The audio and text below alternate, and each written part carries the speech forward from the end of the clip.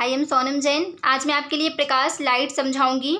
तो हम अपने चारों ओर डिफरेंट टाइप की वस्तुओं को देखते हैं। ठीक है, अगर हम एक अंधेरे कमरे में वस्तुओं को देखना चाहें तो हम वस्तुओं को नहीं देख पाते। तो ऐसा क्या है जो वस्तुओं को दृश्यमान बना देता है? तो अगर हम उस अंधेरे कमरे में प्रकाश या प्रकाश का स्रोत वहाँ पे ले जाए तो वस्तुएं हमें पुनः दिखाई देने लगती हैं। ठीक है, तो जो वस्तुओं पर प्रकाश पड़ता है, वस्तुएं उस प्रकाश को परावर्तित कर देती हैं और वो परावर्तित प्रकाश हमारी आंखों में पहुंचता है और वस्तु हमें दिखाई देने लगती है। तो आइए समझते हैं प्रकाश क्या है, व्हाट इज़ लाइट। तो प्रकाश एक प्रकार की ऊर्जा है जो वस्तुओं को दृश्यमान बनाता है। ठीक है, यानी वस्तुओं को देखने योग्य बनाता है, जिसका उपयोग वस्तुओं को देखने के लिए मनुष्य की आंखों द्वारा किया जाता है। इस प्रकाश ऊर्जा के कारण ही मनुष्य वस्तुओं को देख सकता है और इनकी उपस्थिति का अनुभव कर सकता है। Light is a form of energy. Light energy का एक फॉर्म होता है विच एनेबल अस टू सी, जो देखने योग्य बनाता है। ठीक है, अब प्रॉपर्टीज ऑफ लाइट है, तो कुछ लाइट के गुण हैं वो पढ़ लेते हैं। फर्स्ट है प्रकाश चुंबकीय विकिरण, इलेक्ट्रोमैग्नेटिक वेव होता है। इसे किसी भी माध्यम की आवश्यकता नहीं होती। प्रकाश सदैव सीधी रेखा में गमन करता है। Light tends to travel in straight line, सीधी रेखा में गमन करता है।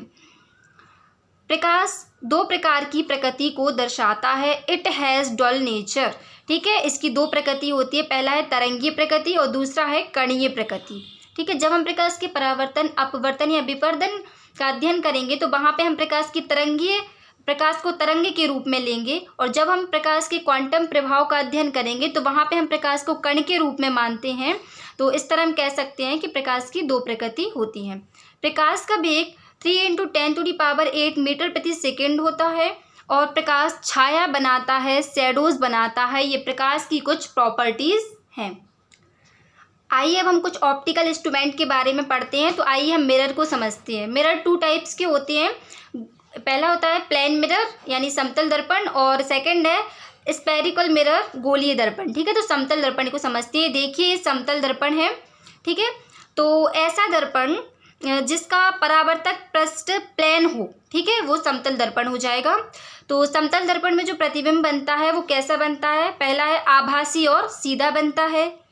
प्रतिबिंब का साइज जो है वो वस्तु के साइज के बराबर होता है। जो दैनिक जीवन में हम दर्पण यूज़ करते हैं मिरर, वही समतल दर्पण यूज़ करते हैं। तो आप समझ सकते हैं प्रतिबिंब दर्पण के पीछे उतनी ही दूरी पर बनता है जितनी दूरी पर वस्तु दर्पण के सम्मुख रखी होती है। ठीक है, ये आप करके देखिएगा घर पे।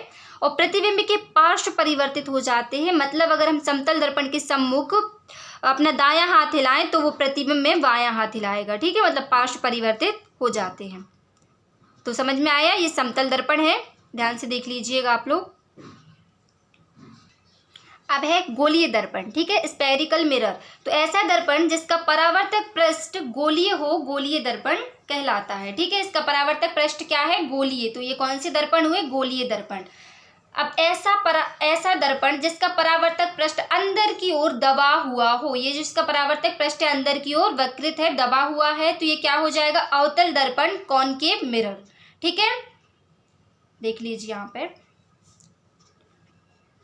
ऐसा दर्पण जिसका परावर्तक पृष्ठ बाहर की ओर उभरा हुआ हो, तो वो दर्पण कौन सा होता है? उत्तल दर्पण। ठीक है, कॉन्वेक्स मिरर। तो ये दोनों हैं, कॉन्वेक्स मिरर और ये अपना है कॉनकेव मिरर। ठीक है,